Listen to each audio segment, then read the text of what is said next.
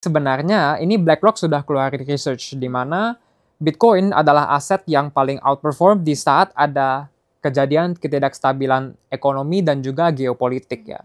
Jadi jika harga masuk suatu uptrend, itu sudah sinyal yang cukup di mana kita bisa asumsi institusi sedang akumulasi, institusi sedang beli gitu. Dan jika institusi sudah beli, mereka ada kepentingan untuk naikin barangnya. Jadi menurut saya Bitcoin secara structure, gambar besarnya itu masih bullish dan belum masuk downtrend. Dan karena outlook saya masih bullish, justru saya akan tambah posisi di koreksi ini.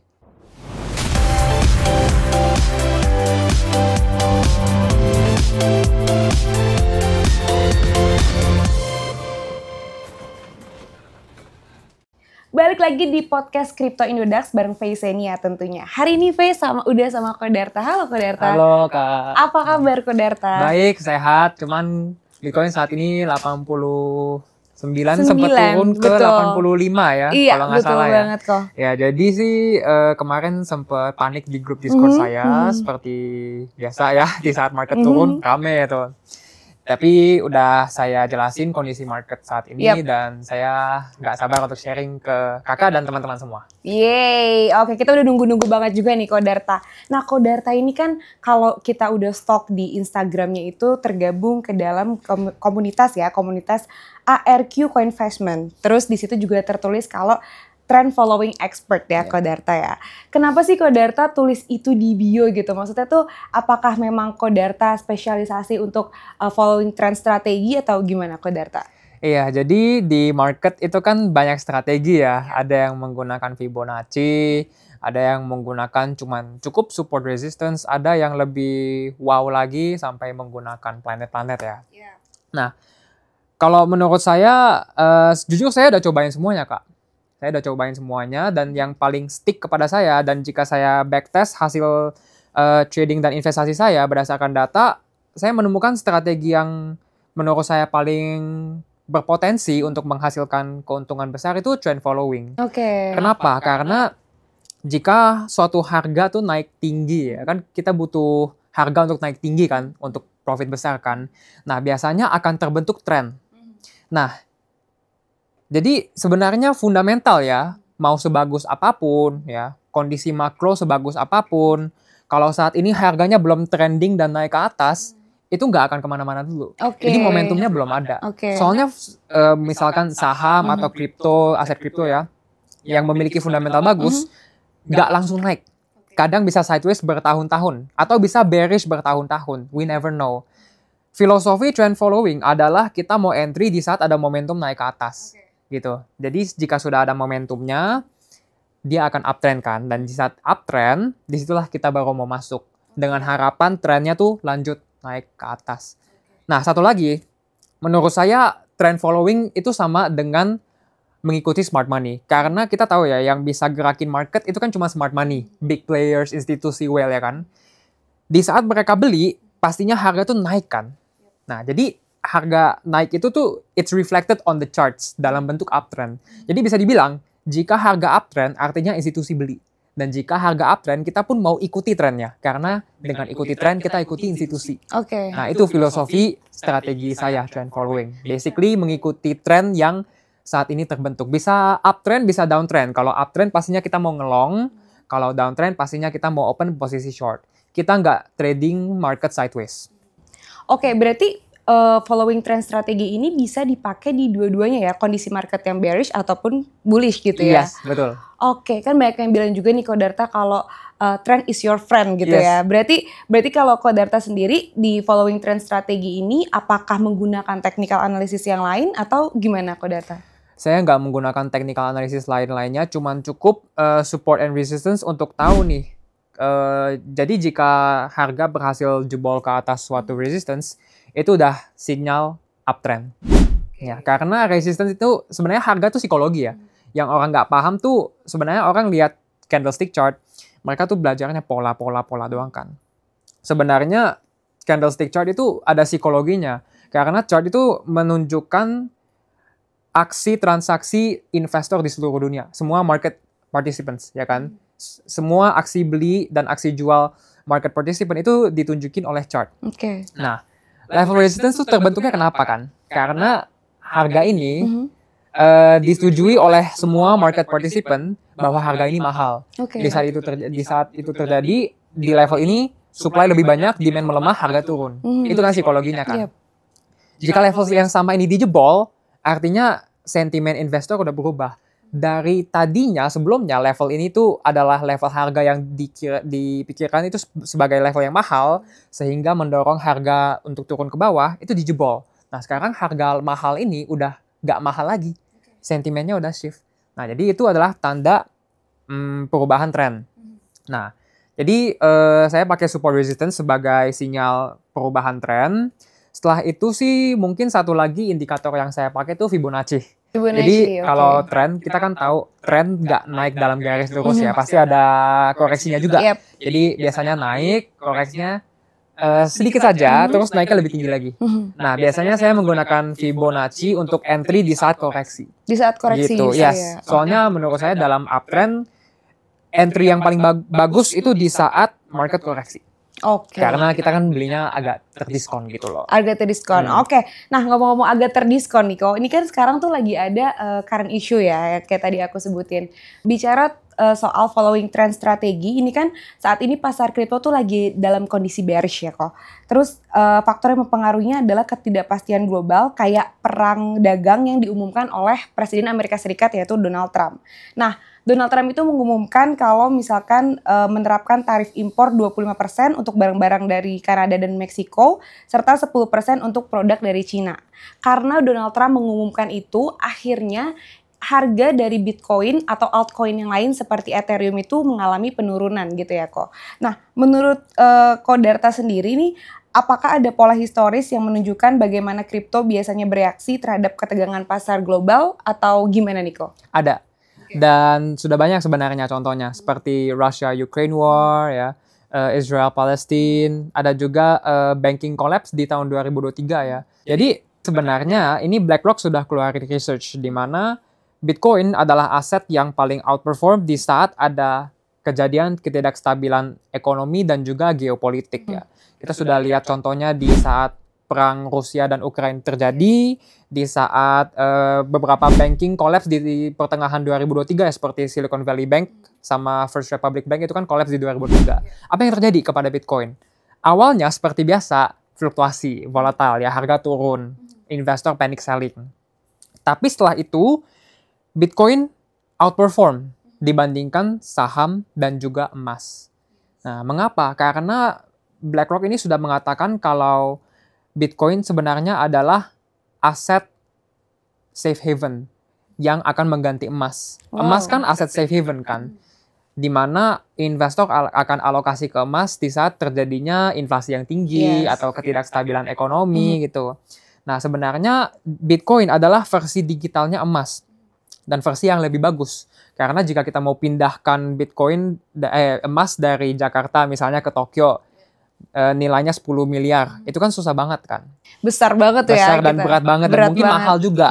Takes time, takes effort. Kalau Bitcoin, 1 menit sampai kan. Yes. Ya. Jadi Bitcoin is a superior gold. Dan it's a superior form of inflation hedge. Gitu.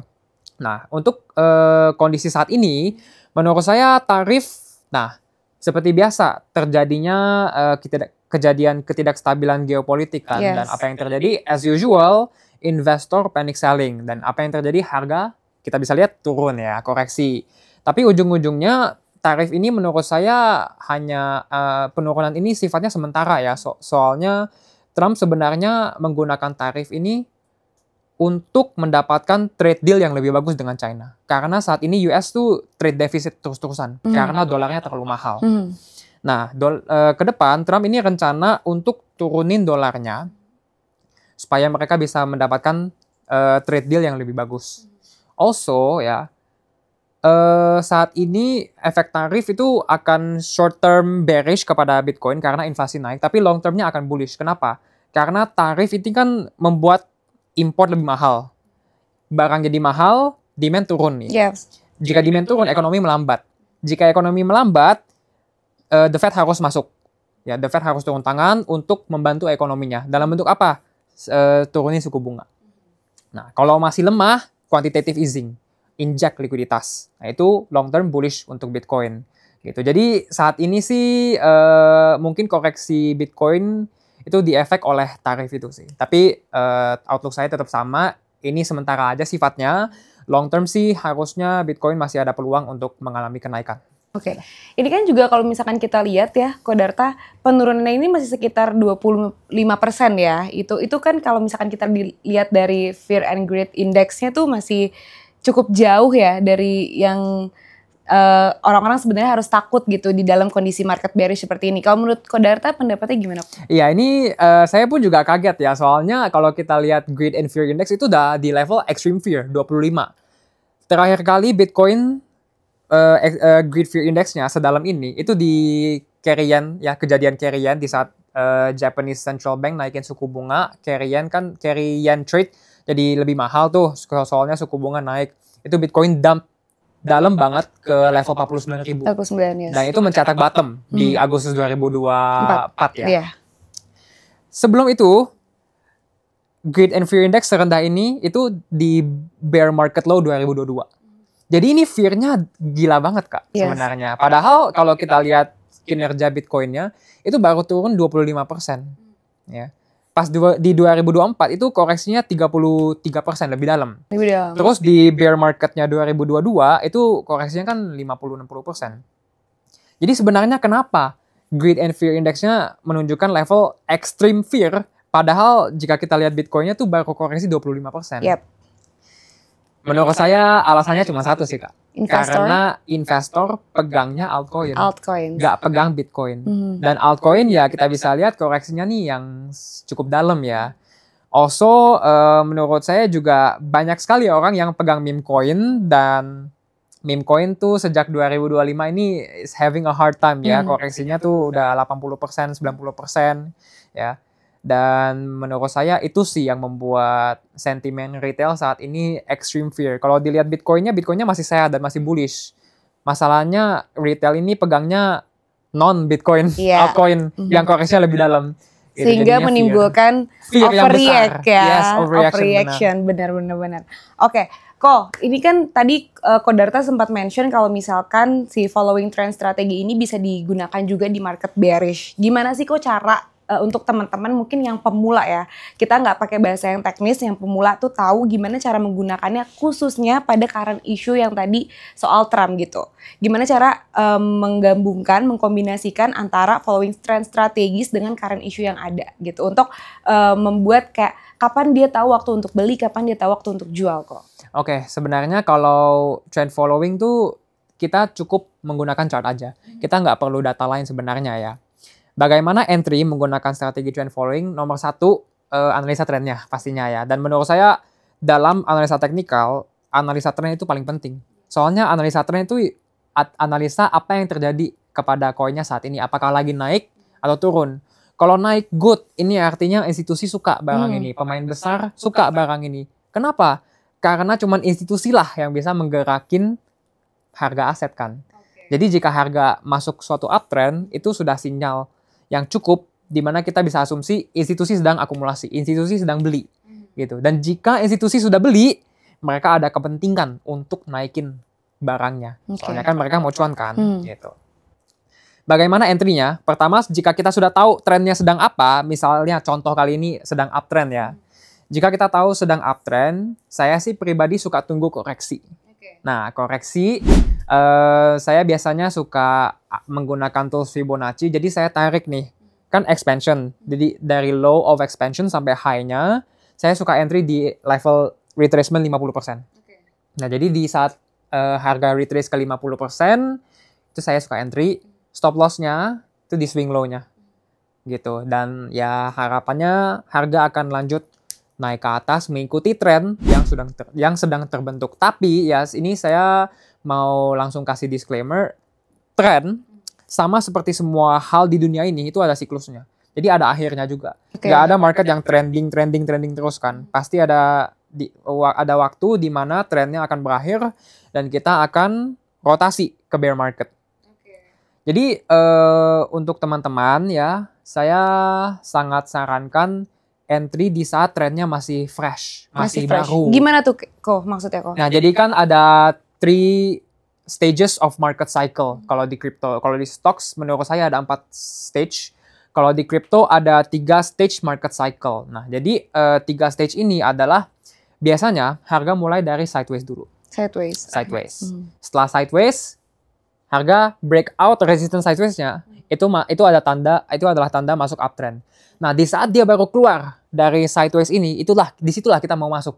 Karena uptrend itu masih muda dan masih baru dan masih ada peluang untuk naik lebih tinggi. Oke, tunggu. Aku coba ini ya, coba aku gambarin ya biar teman-teman semua. Ini sideways nih, kondisi market sideways ya. Sideways. Jadi kita bisa masuk atau bisa entry saat sudah ada breakout.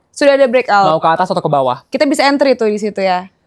Nggak pas breakoutnya, tapi breakout terus koreksi. Karena kita nggak tahu ini breakoutnya langsung uptrend atau dia langsung ke bawah, turun ke bawah. Atau jadi fake breakout. Iya, fake breakout, false breakout. Jadi kita mau tunggu breakoutnya selesai, lalu tunggu koreksi. Karena koreksi itu pasti datang, itu price cycle. Oke. Nah, itu teori price cycle yang setelah saya buat. breakout dan breakout beneran nih. Koreksi. Pasti harga akan melakukan koreksi. Disitulah saya bidik untuk entry. Gitu. Jika koreksinya nggak sedalam Fibonacci 50%, jadi kan naik, koreksi kecil banget kan, ketat nih. Naik lagi. Nah, di situ saya buy on breakout, stop loss-nya di low of the consolidation, the correction. Gitu. Mungkin teman-teman bisa gambar ya. Nanti kita juga kasih visualnya juga. Nah, boleh. Kok, ini kan kondisi market tadi kan lagi bearish kita sebutin kan ya. Terus tadi Koko juga bilang kalau misalkan kita bisa entry, walaupun bukan financial advice, tapi kita, Koko tadi bilang bisa entry saat market koreksi gitu ya. Nah, di kondisi market sekarang ini, apakah ini bisa disebut sebagai momentum diskon juga untuk para koin kripto atau gimana nih Kok? Oke, nah, ini sebenarnya kesalahan besar trend follower ya. Sebenarnya mereka lihat penurunan harga dan mereka bingung. Ini trend reversal atau koreksi normal, ya kan? Nah, jadi kadang kita nggak tahu harga naik nih, turun. Kita nggak tahu ini akan lanjut turun, apakah koreksi sementara untuk lanjut naik ke atas. We don't know that kan? Nah, jadi strategi saya itu simple. Dalam uptrend, swing low tuh nggak boleh dijebol. Kalau swing low dijebol, terutama di daily time frame atau weekly time frame itu sudah tanda bearish ya. Nah, saat ini kita belum menjebol swing low yang kuat di time frame weekly. Jadi menurut saya Bitcoin secara structure, gambar besarnya itu masih bullish dan belum masuk downtrend. Dan karena outlook saya masih bullish, justru saya akan tambah posisi di koreksi ini. Jadi untuk trend following ya, asumsinya adalah trend yang terjadi saat ini akan terus lanjut sampai sudah ada tanda reversal. Tanda reversalnya apa? Simple. Uptrend itu biasanya menjebol swing high. Jadi kan swing naik, bentuk swing high di sini kan koreksi. Dijebol lagi swing high-nya. Jadi swing high terus dijebol dan swing low terus dijaga. Nah, teorinya seperti itu. Jika dalam uptrend sudah ada swing low yang dijebol, nah itu adalah tanda reversal. Dan di saat itu terjadi, jangan kira itu diskon. Itu udah trend reversal. Nah, jadi itu penting untuk paham baca trennya tuh bagaimana. Jangan asal masuk dan jangan asal kira ini tuh diskon. Karena kita harus tahu momentum pasar dan tren pasar itu masih bullish atau sudah berubah. Gitu sih. Oke kok. Nah, jadi pertanyaannya sekarang adalah kapan waktu yang tepat, timing yang tepat untuk kita cicil beli? Apakah dari sekarang atau gimana nih kok? There is never a perfect timing ya. Soalnya kalau kita bicara dengan trader-trader di Wall Street, mereka pun nggak mencoba timing the market. Ya, tidak ada timing yang tepat atau salah untuk beli. Yang penting itu kita tahu risk and reward-nya berapa dan kita memiliki trading plan-nya. Ya, jadi misalkan nih, oke, harga sekarang udah turun 5%. Saya buy. Kalau harga lanjut turun, saya harus apa? Kalau harga lanjut naik, saya harus apa? Itu yang penting. Kita soalnya nobody knows kan kapan harga akan reversal, market top di mana, bottomnya di mana. Jadi yang paling penting itu untuk selalu memiliki plan. Plan gitu. Dan menguasai technical analysis. Betul sekali. Pertama harus paham dulu bagaimana analisa market. Setelah analisa kita baru mempertimbangkan nih, oke, market kemungkinan masih bisa naik. Maka dengan tesis ini saya akan membuat plan. Plannya apa? Jika harga beneran lanjut naik sesuai analisa saya, maka saya akan ya misalnya buy lebih banyak lagi gitu. Kalau harga lanjut turun, maka saya akan cut loss di sini. Gitu. Jadi selalu memiliki plan untuk segala skenario market. Dan di market tuh gampang. Harga kalau nggak naik turun doang. Cuman 2 itu doang.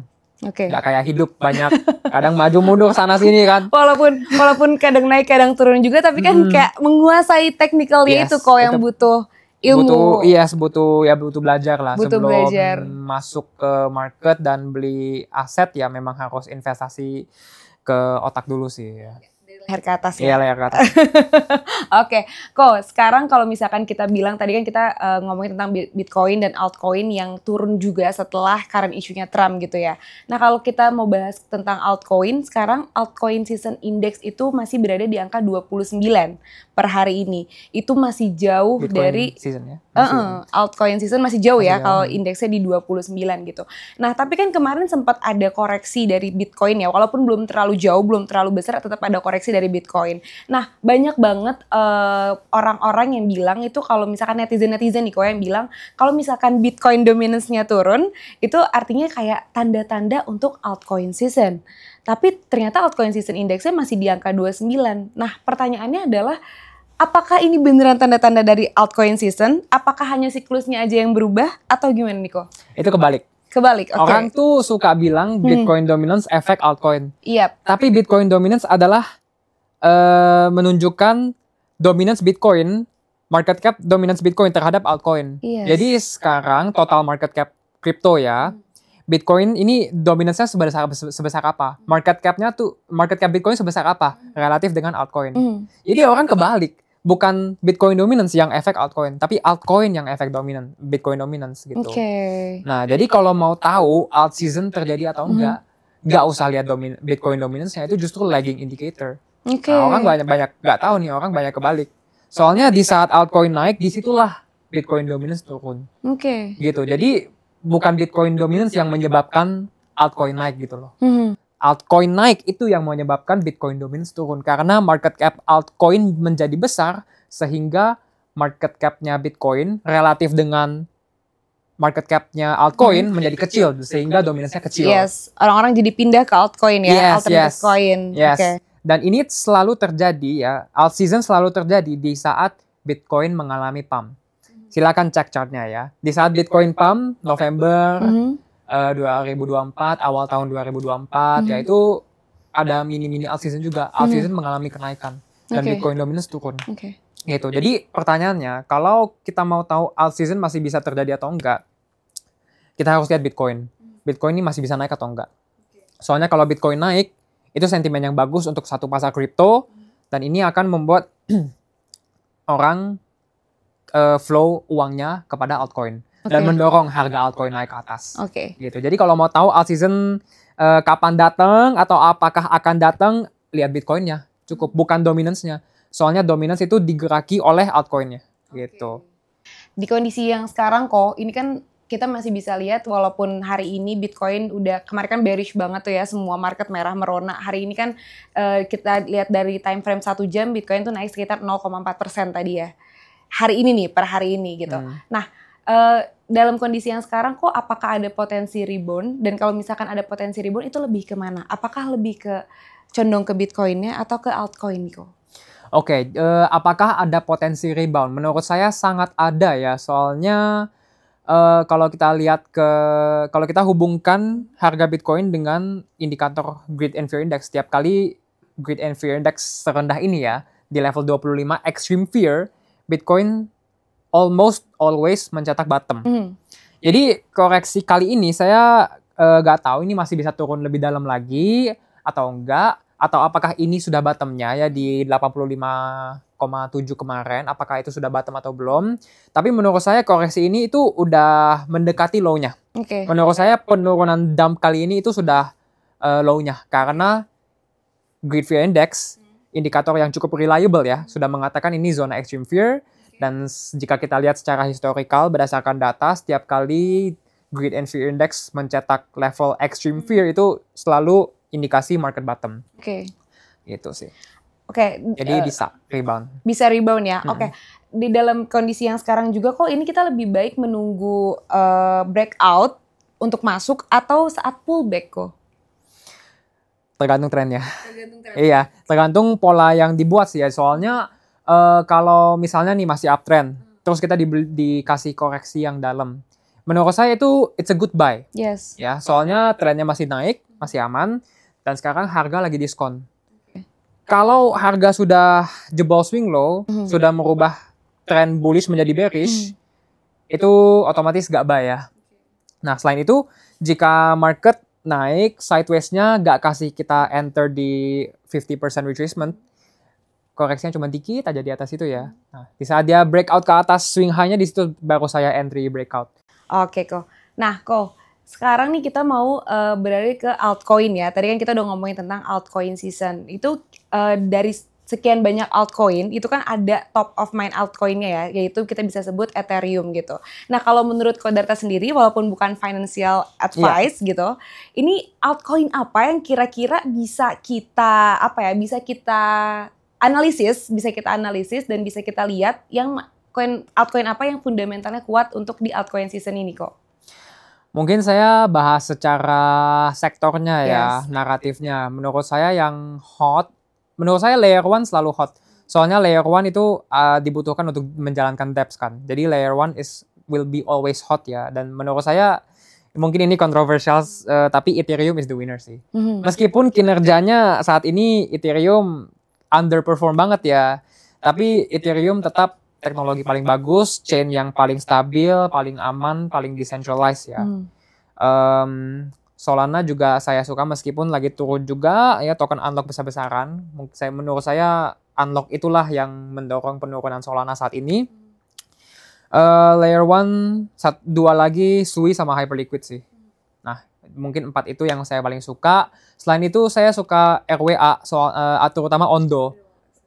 Soalnya Ondo ini partnership sama PayPal dan juga BlackRock. Nah, BlackRock tuh sebenarnya kuat tuh di US. Apapun yang BlackRock mau biasanya pemerintah kasih jalan. Dan jika BlackRock, Larry Fink dari kemarin itu mau mendorong tokenization of real world assets, stocks, bonds, and real estate, mau dibawa ke blockchain. Nah, menurut saya Ondo is gonna be the partner for BlackRock itu. Jadi Ondo untuk RWA. AI BitTensor. Tahu. Itu sih kalau AI saya cuma suka BitTensor sih ya. Kenapa tuh kok suka BitTensor? Karena dia memang dia adalah protokol untuk melatih language AI kan yang decentralized. So it's a good project. Secara tokenomics dia juga supply-nya sama kayak Bitcoin. Dia ada halving setiap 4 tahunnya. Gitu. Jadi cukup menarik sih. Dan itu juga tahu tuh dilirik banyak institusi juga. Kalau saya lihat gitu. Berarti ada beberapa koin tadi ya. Nah, teman-teman tapi ini nggak bisa FOMO, tetap harus riset juga, tetap harus Dior. Kok kalau misalkan kita lihat tadi Koko udah pilih beberapa altcoin gitu ya yang mungkin memiliki fundamental yang kuat. Nah, tapi seberapa penting volume perdagangan dan sentimen sosial dalam menentukan apakah momentum altcoin season benar-benar akan datang kok? Trading volume ya, dan juga sentimen sosial. Kalau volume sih menurut saya not as important ya, soalnya volume itu kan menunjukkan apakah ini liquid atau enggak kan, dan apakah orang tuh sedang mentradingkan aset tersebut ya kan ya.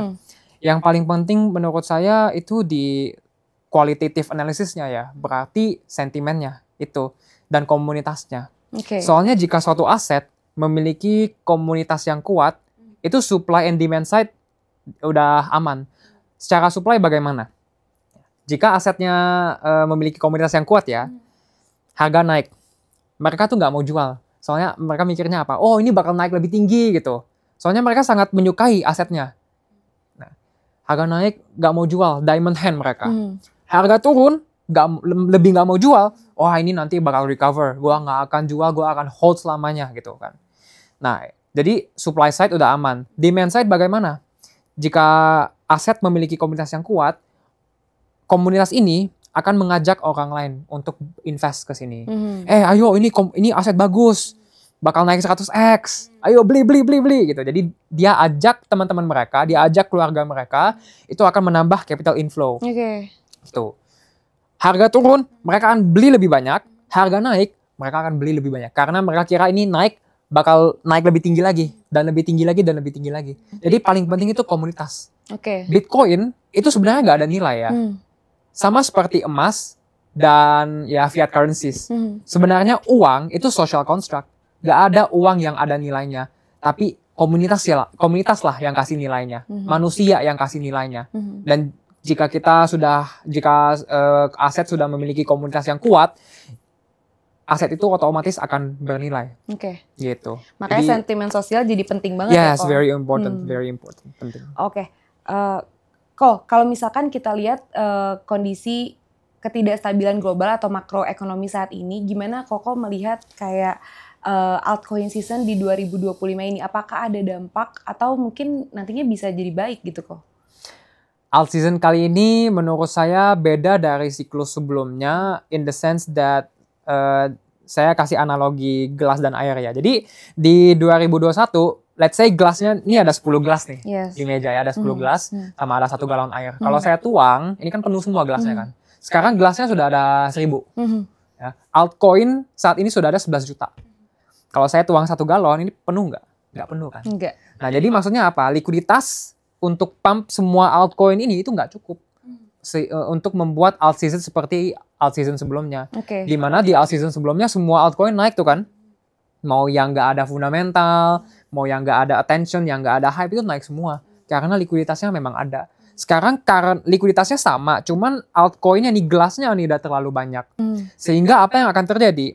Hanya altcoin tertentu yang capture mind share paling besar, fundamental paling solid, dan paling penting nih, komunitas paling kuat. Okay. Itu yang akan naik. Ya. Mau ada fundamental atau non-fundamental seperti meme coin, menurut saya paling penting itu attention and community. Sebenarnya attention and community is the only most important fundamental dibanding kayak teknologi pakai block deck, blockchain gitu-gitu. Soalnya whatever the technology is ya, Bitcoin ini teknologi lama banget loh. Dia block time-nya lama loh. Ya. Banyak sekali blockchain lain dengan block time yang lebih cepat, yang lebih update, yang lebih efisien juga. Tapi kenapa Bitcoin ini masih yang nomor 1? Karena komunitinya. Karena komunitinya. Jadi the most important fundamental itu adalah komunitas. Karena yang saya sudah jelasin tadi, jika aset memiliki komunitas yang kuat, supply and demand side itu sudah solve gitu. Gitu. Nah, untuk menjawab pertanyaan kakak, kondisi makro dan altcoin ya. Jika kita analisa makro, paling penting itu kita harus lihat likuiditasnya. Apakah global liquidity itu growing atau contracting, mengecil ya. Soalnya kalau kita plot grafik global liquidity dan grafik Bitcoin, itu ada korelasinya 83,6%. Jadi setiap global liquidity naik, Bitcoin mengalami kenaikan. Di saat global liquidity sideways atau turun, Bitcoin bear market. Okay. Nah, jadi liquidity ini sangat penting untuk nge-pump market crypto. Nah, bagaimana kondisi liquidity saat ini? Saat ini, global liquidity, global M2 lebih tepatnya, ini proxy untuk global liquidity sedang mengalami koreksi. Ini juga salah satu alasan makro mengapa Bitcoin sideways ya. Global M2 lagi koreksi. Cuman forecast-nya sepanjang tahun 2025 ini masih akan growing ya. Soalnya unemployment masih bakal naik, CPI kemungkinan turun, dan The Fed juga sudah, makroekonomis sudah forecast The Fed masih akan menurunkan suku bunga 1-2 kali untuk tahun ini. So that is a chance for global liquidity untuk meningkat, dan that's good for Bitcoin and crypto. Gitu. Oke, kok. Itu tadi untuk makroekonomi global ya, tentang Bitcoin kita. Oke, kok. Kalau misalkan kita membahas soal trader, soal tadi kita balik lagi ke following trend strategi, itu kan ada tantangan ya kok. Pasti ada tantangan yang kayak dihadapi oleh para trader. Salah satu tantangan dalam strategi adalah fake breakout. Oke. Nah, gimana cara menghindari fake breakout ini ya? Sebenarnya tadi di awal udah sempat kita mention gitu kok. Untuk para trader tuh nggak terjebak sama fake breakout ini kok. Gimana kok? Nah, false breakout itu lebih sering terjadi di saat kita melawan tren sebenarnya. Makanya pas sideways itu saya mau tunggu dia beneran breakout gitu. Saya nggak buy on breakout di saat dia breakout sideways trendnya. Soalnya saya masih nggak yakin nih. Tapi jika market sudah masuk uptrend, probabilitas false breakout ke atas itu menjadi sangat kecil. Karena it's the line of least resistance kan. Trennya lagi naik, false breakout ke atas itu makin jarang gitu. Nah, jadi pastikan di saat trading breakout ikuti tren besarnya, lalu tunggu candle closing. Minimal H4, candle H4. Cara menghindarinya? Jadi kan kalau false breakout naik terus turun lagi kan. Yes. Nah, jika sudah ada candle closing, itu kan udah konfirmasi. Yang mau dicegah itu naik, terus closingnya kan di bawah. Nah, itu kan false breakout. Gitu. Jadi sebelum itu tunggu candle closing, baru entry. Yes, tunggu candle closing minimal H4, tapi the best day 1 daily. Tapi kadang kalau kita tunggu kalau kita tunggu candlenya close, biasanya harga udah naik terlalu kenceng. Gitu. Jadi menurut saya you will never 100% mencegah false breakout sih ya. Menurut saya kalau kalian trading breakout mengikuti tren itu sudah cukup untuk menghindarkan probabilitas kena false breakout. Gitu. Soalnya biasanya false breakout terjadi itu karena kita lawan tren. Downtrend, mau trading breakout ke atas, kan masih downtrend kan, momentumnya masih ke bawah. Jadi kekuatan dia untuk naik itu kan kecil. Jadi kita harus trading breakout ke bawah, bearish breakoutnya, bukan melawan trennya. Kurang lebih begitu sih. Dari sekian banyak indikator nih kok, kira-kira apa sih indikator yang bisa dikombinasikan dengan following trend strategi ini kok? Cuma satu ya, moving average kali ya. Soalnya jika harga di atas moving average itu mengindikasikan uptrend, jika harga di bawah moving average itu mengindikasikan downtrend. Tapi di atas moving average berapa kok? 100 kah? 200. Kita mau mainnya agak long term. Kalau moving average value-nya terlalu kecil, kadang kita bisa kena shake out. Nah, koreksi normal, trennya masih bisa lanjut, tapi karena udah ke bawah moving average, kita sell, harga lanjut naik. Gitu. Jadi better untuk terutama strategi saya ya, kita mau menggunakan moving average yang lebih gede. Tadi kan moving average-nya di atas 200 artinya long term gitu ya kok. Berarti untuk following trend strategi ini apakah lebih cocok digunakan untuk investor atau trader nih kok? Dua-duanya sebenarnya ini bisa digunakan untuk semua time frame ya. Kalau kakak mau trading di 1 menit, tinggal cari trend di 1 menit. Sebenarnya sesimpel itu. Soalnya kan semua time frame, semua aset ada candlestick chart yang sama. Jika saya kasih kakak 2 gambar chart ya, dan saya tutup time frame-nya, nggak ada yang bisa bedain mana daily, mana H4, atau tebak ini time frame berapa. Nggak ada yang bisa tebak. Karena candlestick chart itu sama di semua time frame. Dan pergerakannya sama. Dari time frame kecil sampai time frame besar akan ada tren. Gitu. Dan tren geraknya gitu-gitu aja. Naik, koreksi, naik, koreksi. Di saat kita confirm ini sudah uptrend, cari koreksi, entry, stop loss di bawah swing low, ride the trend. Udah simple banget sebenarnya. Cuman ya kadang orang mikir hal simple itu gak efektif. Padahal kembali ke yang saya sudah bilang, harga kalau nggak naik cuma bisa turun, itu aja kan.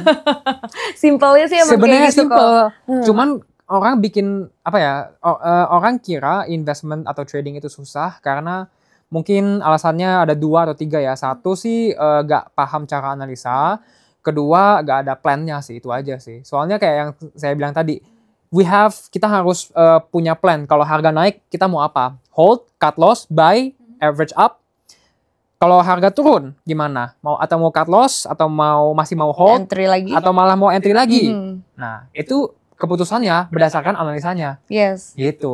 Sebenarnya jika kita sudah memiliki sistem seperti itu in trading menurut saya bisa lebih gampang. Saya nggak mau bilang gampang, tapi bisa lebih gampang dan lebih jelas. Dan nggak bikin begadang.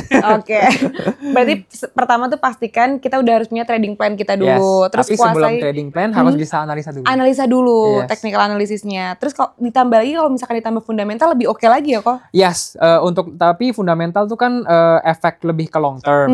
Makro juga efeknya lebih ke long term gitu. Jadi kalau mau day trading sih cukup chartnya aja, tapi kalau mau mainnya long term seperti saya harus cek makro, fundamental sama on chain. Gitu. Jadi kalau di komunitas saya ARK Co-Investment, kita selalu analisa 4 dimensional, technical, fundamental, on chain, makro. Ini penting banget.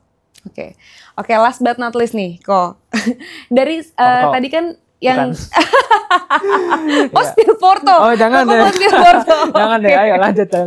Tadi Koko yang mention sendiri ya Spill Porto ya. Oke, sebelum kita last but not least, kan tadi Koko udah bilang Spill Porto. Nah, aku nggak usah Spill Porto deh. Aku cuma tanya dari Koko menggunakan strategi ini, following trend strategi ini, seberapa besar presentasenya untuk profitnya kok? Ini bukan financial advice, sekali lagi. Winning rate-nya ya. Winning rate-nya. Menurut saya semua strategi itu memiliki win rate yang deket ke 50%. Soalnya kembali lagi harga cuma bisa naik atau turun ya. Tapi karena kita mengikuti trend, and trend itu sama dengan mengikuti smart money, menurut saya ini probabilitas win-nya itu lebih dari 50%. Kata saya di kisaran 60%. Kalau ada yang bilang ada yang punya strategi 80%, itu bullshit. Okay. Soalnya institusi saya udah lihat datanya. Win rate mereka tuh paling tinggi 73%. Dan mereka market maker. Bedanya apa? Di saat mereka menang, menangnya lebih besar. Di saat mereka loss-nya lebih kecil. Okay. Gitu. Trend following nih ya. Kalau kita cut loss, itu paling kita, saya kasih representation-nya pakai risk unit deh. Jadi misalnya nih kita buy di sini, cut loss ini. Ini 1 unit of risk. Tapi kita tahu ya di market crypto, trend itu bisa naik gila-gilaan. Dan bisa lanjut lama banget. Oke. Ya, jadi kita ini sering kejadian ya, orang pasang target harga di misalnya koin A 1.000, harganya naik ke 5.000. Ini sering terjadi di bull market. Nobody can predict the top. Oke. Ya, dan sebagai trend follower kita nggak mau predict the top. Kita juga nggak mau predict the bottom. Kita simply ikutin selama dia masih naik. Trennya. Ya, selama trennya masih naik, selama masih aman, kita nggak usah peduli. Yes. Ya, mau berita apa. Biasanya berita jelek pun harga malah lanjut naik. Makanya sebenarnya nggak ada edge baca berita. Nah, itu saya ajarin ke member komunitas saya. Sebenarnya baca berita tuh nggak begitu ada edge-nya. Kalau kita lihat saat ini ya, berita ya sangat banyak Kak berita bullish. Strategic Bitcoin Reserve, Sovereign Wealth Fund, US mau alokasi Bitcoin 2%, Citadel masuk ke Bitcoin. Ini kan regulasinya berkembang untuk Bitcoin, tapi harga malah turun. Harga turun, yang di-highlight tuh berita jeleknya. Kalau harga naik, yang di-highlight dan yang di-sharing dan yang di-broadcast itu berita bagusnya. Sekarang pun banyak Kak berita bagus. Cuman nggak di-highlight kan. Jadi ujung-ujungnya menurut saya nggak terlalu ada edge jika kita baca news.